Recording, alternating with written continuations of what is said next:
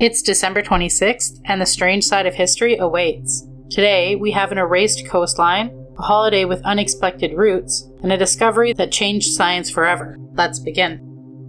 On December 26, 2004, as much of the world slept off the calm of Christmas Day, something enormous shifted beneath the Indian Ocean. Deep off the coast of Sumatra, the Earth itself tore open. A 9.1 magnitude undersea earthquake, one of the most powerful ever recorded, ruptured the seafloor for nearly 2,000 miles. On the surface, there was no immediate screams, only silence. Then, the ocean began to pull away. Along the shores of Indonesia, Sri Lanka, India, and Thailand, witnesses watched in confusion as the sea retreated unnaturally far, exposing coral, wreckage, and the ocean floor itself. Few understood what it meant. Minutes later, the water returned. A wall of black ocean, some rising over 30 meters high, raced inland faster than cars and swallowed entire towns in seconds. Homes, hotels, and families vanished without warning. In less than a day, over 220,000 people were dead across 14 countries. No sirens, no alerts, no escape. In the aftermath, mass graves lined the coast. The survivors searched the ruins for voices that would never answer. Only after the catastrophe did the world unite to build a global tsunami warning system led by organizations like the United Nations Educational, Scientific, and Cultural Organization. But for hundreds of thousands, the warning came too late.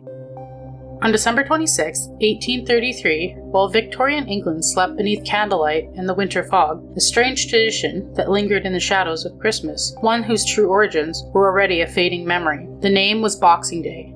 Even then, no one could fully explain where it came from. One theory reached back centuries, into the rigid hierarchy of manor houses and estates. While the wealthy celebrated lavishly on Christmas Day, servants were expected to work, silent, unseen, and obedient. And December 26th was their reward.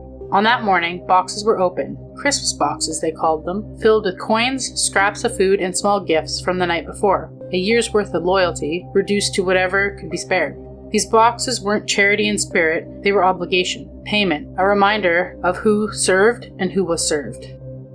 The tradition carried an unsettling imbalance, gratitude wrapped in control. A holiday built not on joy but on hierarchy. As time passed, its meaning softened, but the mystery remained. By the time that Boxing Day became familiar, its origin story was already buried, sealed inside a box no one remembers opening.